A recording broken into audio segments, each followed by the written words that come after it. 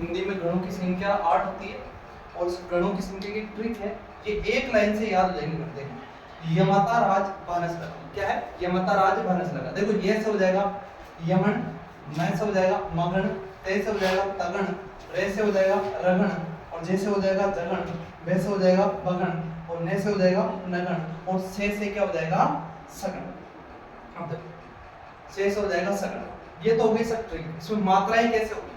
दो मात्रा, छोटी जब मात्रा है उसे लघु कहते हैं, बड़ी मात्रा को गुरु कहते हैं। छोटी मात्रा में जो लघु मात्राएं होगी वो कौन कौन सी रहेगी? देखना, लघु मात्राएं के अंदर एक तो एक की मात्रा आती है, छोटा जो ए होता है उसकी मात्रा होती है, एक छोटा जो ई होता है उसकी मात्रा होती है, एक छोटा ओ होता है उसकी मात्रा होती है, और ये ऋषि वाली मात्रा। ये चार मात्राएं जो है लघु मानी जाएगी। लघु का मतलब छोटा, उसकी जगह जहां भी लघु होगा छोटी मात्रा, एक एक लाइन खींचूंगा मैं जहां भी होगा।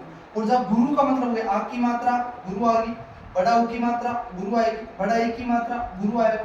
जैसे ए की मात्रा हो गया गुरु, ए भी गुरु होगा, उ भी गुरु होगा, वो आ गया अपने पास। ओ भी गुरु है और आउ की भी गुरु है, अंग भी गुरु है, अह भी गुरु है। जितनी भी 12 मात्राएं होती है उनमें केवल 3 मात्राओं को छोड़ दो, ए ई उ री, ये तो है लघु और ये है दीर्घ। दीर्घ का चिन्ह कौन सा है? सर दीर्घ मत, 2 मात्रा आएगी तो मैं ये वाला चिन्ह लगाऊंगा, और जब छोटी मात्रा लघु मात्रा आएगी तो मैं ये वाला चिन्ह लगाऊंगा। जैसे शब्दों में अब आपके पास आते हैं सर छंद किसे कहते हैं? छंद में देखो सबसे इंपॉर्टेंट जो 12th क्लास में तो गीति का छंद है, एक हरिगीति का छंद है, एक छपे छंद है, एक कुंडलिया है, ध्रुव विलंबित है। सबसे इंपॉर्टेंट है सर गीति का छंद। गीति का छंद की परिभाषा क्या है? जिसमें 14 और 12 पर यति होती है। पूछो सर यति क्या होता है? जो रुकना होता है वो यति कहलाती है। जैसे देखना, एक आपको आप चौपाई पढ़ते हो, हनुमान चौपाई, तो चौपाई में भी आपको रीति और जहाँ रुकना है वो रति होगी, यति होगी। देखना, साधु भक्तों में सुयोगी संयमी बढ़ने लगे, तो सुयोगी या रुक रहा है, रोक रहा है, इसको ही कहते हैं यति होना। तो यति कितनी मात्रा पर हो रही है? या तो 14 मात्रा पर होगी या 12 पर होगी, और कुल मात्राएं उसमें 26 होगी, तो वो क्या होगा? गीति का छंद। कौन सा छंद होगा? गीति का छंद। अब आप बोलोगे सर मात्रा कैसे गणेंगे? जैसे सा है, स में आ की मात्रा है, तो आ की मात्रा मैंने कहा, आ की मात्रा किसमें गणनी है? दीर्घ में। दीर्घ का चिन्ह आएगा ये वाला, ठीक है। ग ध साधु, दू में देखो छोटा उ की मात्रा आ रही है, छोटा उ की मात्रा देखो मैंने 4 मात्रा बताई थी केवल लघु के अंदर, ये 4 मात्राएं लघु में, ए ई उ, छोटा उ है तो ये भी किसमें आएगा? लघु में, ठीक है। देखो भक्त, एक मैंने ये ट्रिक नहीं बताई आपको, जब संयुक्त वर्ण आधा अक्षर है नहीं भक्तों में, तो संयुक्त वर्ण आता है ना, उससे पहले वाले शब्द को गुरु माना जाता है। संयुक्त है ना 2 वर्ण, उससे पहले वाले शब्द को क्या माना जाएगा? गुरु। तो ये क्या हो गया? गुरु। गुरु का मतलब बड़ा, दीर्घ का मतलब छोटा। अब देखो, तो यहाँ ये तो हो गया, क्या हो गया? भक्तों के अंदर देखो ये दीर्घ माना जाएगा। क्यों माना जाएगा? संयुक्त वर्ण है, उससे पहले ये आ गया दीर्घ। उसके बाद देखो फिर तय ओ की मात्रा है, तो ओ की मात्रा किसमें आएगी? दीर्घ में आएगी, दीर्घ लगा। में ए की मात्रा है, दीर्घ है। सुयोगी देखो छोटा ओ की मात्रा है, तो बताओ लघु में आएगा दीर्घ में आएगा? तो लघु में आएगा। योगी, अब देखो ये क्या ओ की मात्रा है, क्या आएगा? दीर्घ। गे में बड़ी की मात्रा क्या आएगा? दीर्घ। अब देखो मात्राएं गिनो, 2 3 4 5 6 7 8 9 10 11 12 13 14, कितनी मात्रा हुई? 14। तो 14 या तो 14 आएगी या कितनी आएगी? 12। या तो 14 पर रुकेगा या 12 पर रुकेगा, तो कौन सा छंद आएगा?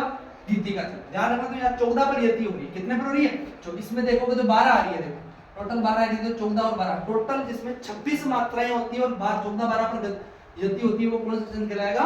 गीति का छंद। अब इसमें आ गया सर हरिगीति का छंद, इसमें 16 12 पर, उसमें तो 14 12 पर, इसमें 16 12 पर यति होगी, वो है हरिगीति का छंद। उसके बाद आता है सर छपे छंद। तो छपे में अगर याद रखें तो उसमें पंक्तियां 6 होती है।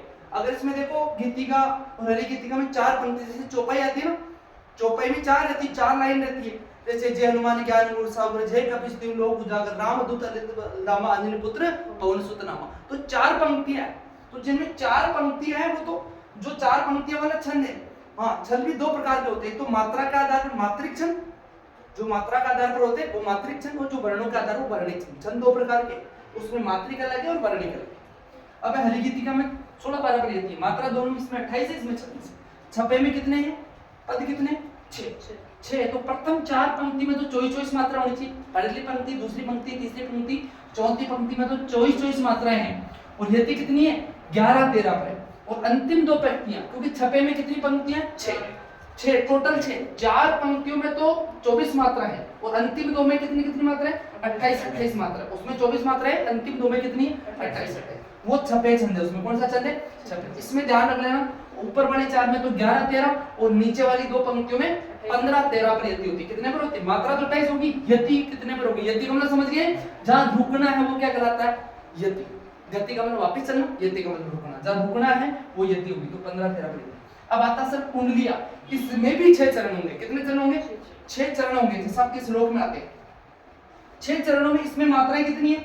24, और 6 चरणों में मात्रा 24 है। और आरंभ में ध्यान रख लेना, जो शब्द के आरंभ में होता है वही शब्द अंत में होगा। जो शुरू में शब्द आता है ना वही अंत में आता है, जो शुरुआत में उदाहरण आता है शब्द वो अंत में आएगा। इसका एक ये वो विशेषता कुंडलिया की। बस 2 और बचे।